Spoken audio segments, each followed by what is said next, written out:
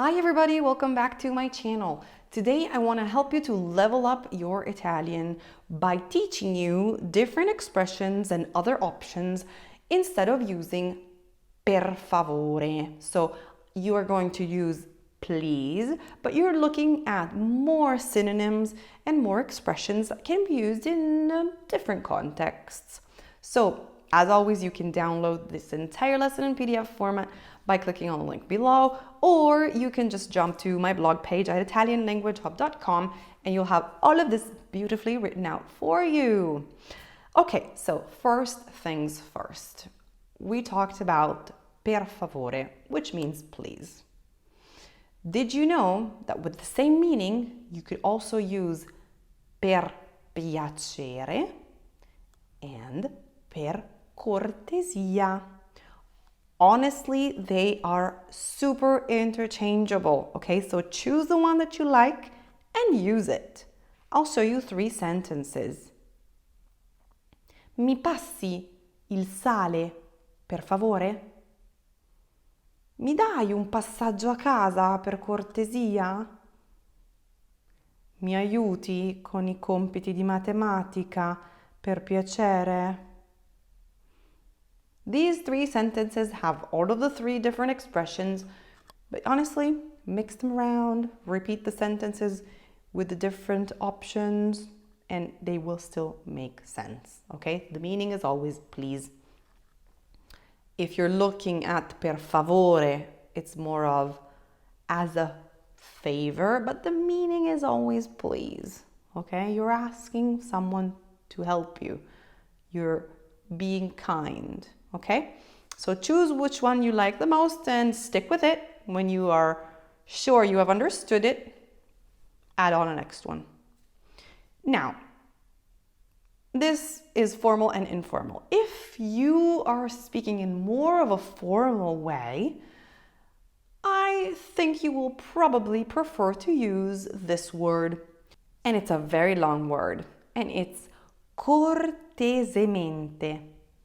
Let's break it down and say it with me. Cortesemente.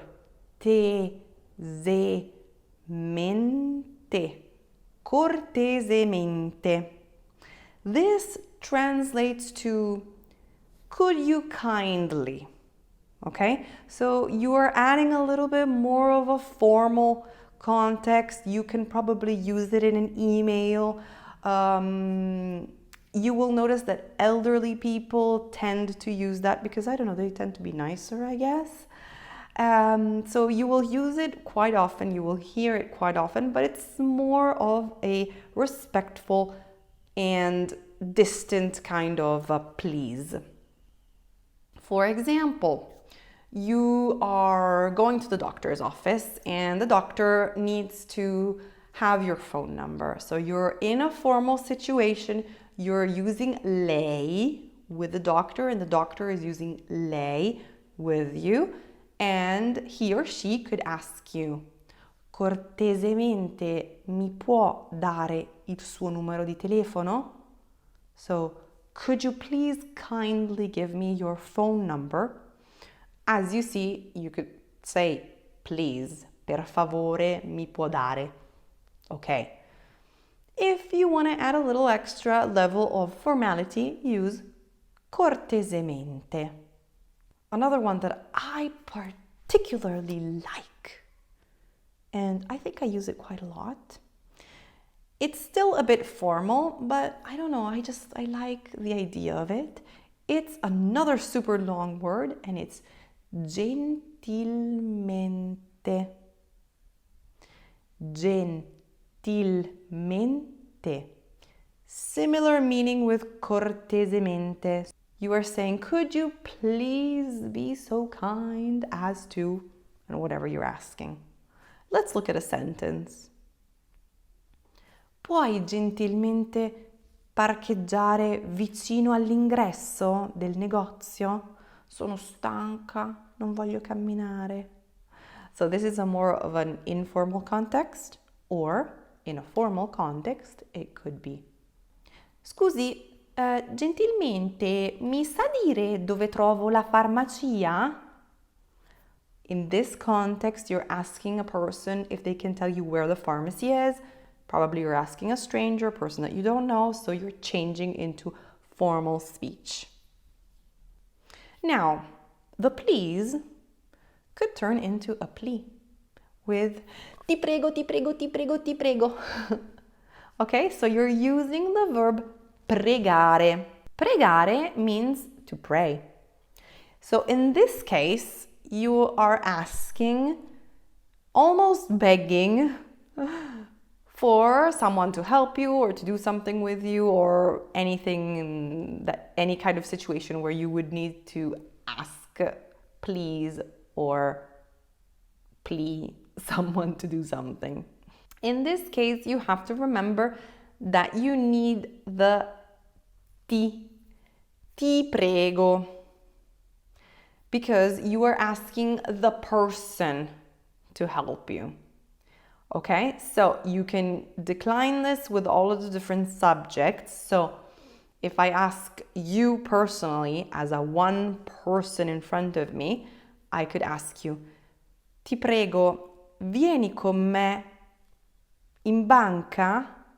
Please, can you come to the bank with me?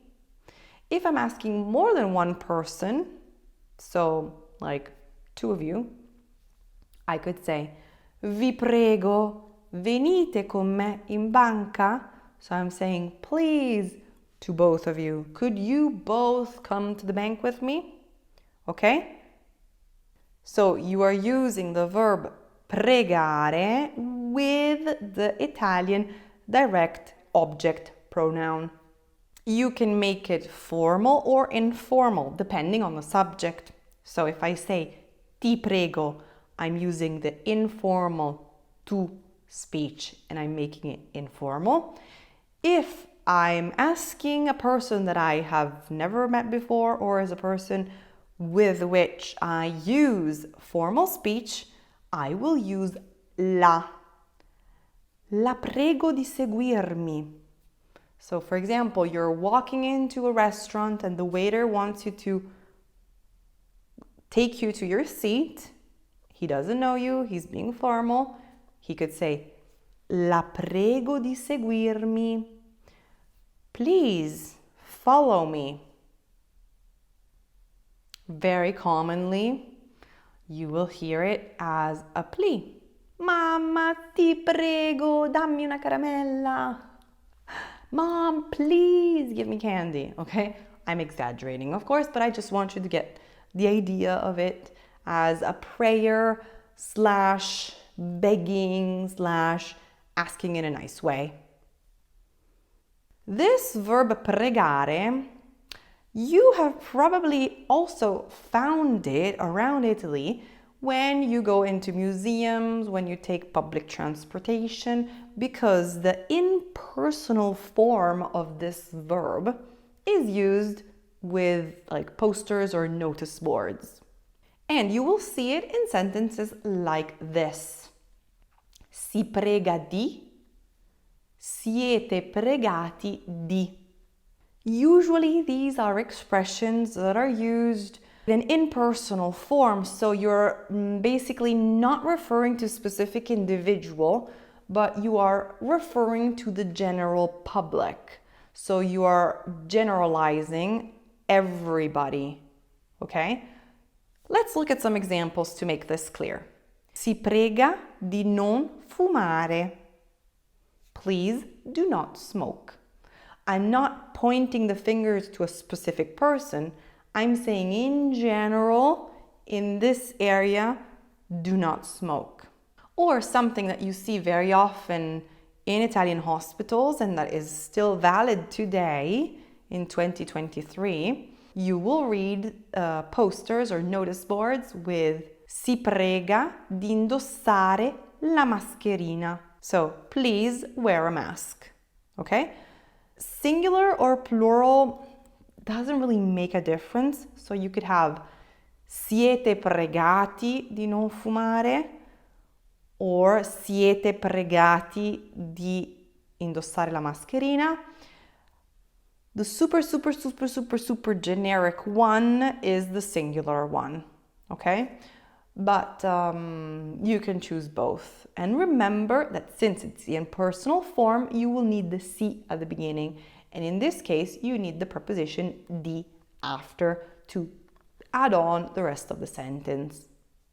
You can also just simply use prego when you're replying to an invitation. For example, you are knocking on a person's door, you want to go inside of their house for some reason, and you ask, posso entrare? Meaning, can I come in? The other person can say, prego, accomodati. So, yes, please, come in. Or somebody needs to ask you something and they want to make sure that they don't disturb you. They could ask you, posso rubarti 5 minuti? Can I steal 5 minutes of your time? And you could reply, prego, as in, sure, okay, don't worry, shoot, what do you want to tell me? Last little bonus thing that I want to tell you is that the English expression, yes, please, will need to have a different translation. You're not going to use prego, so you're not going to say si prego. You can say si per favore, but the most common expression is si grazie. So if you want to say yes, please, I suggest that you go away from all of the expressions that I have told you so far and you say sì, grazie. Let's look at an example. Vuoi un caffè? Sì, grazie. Ti va di vedere un film con me? Sì, grazie, mi va. Vuoi un biscotto? Sì, grazie. Okay?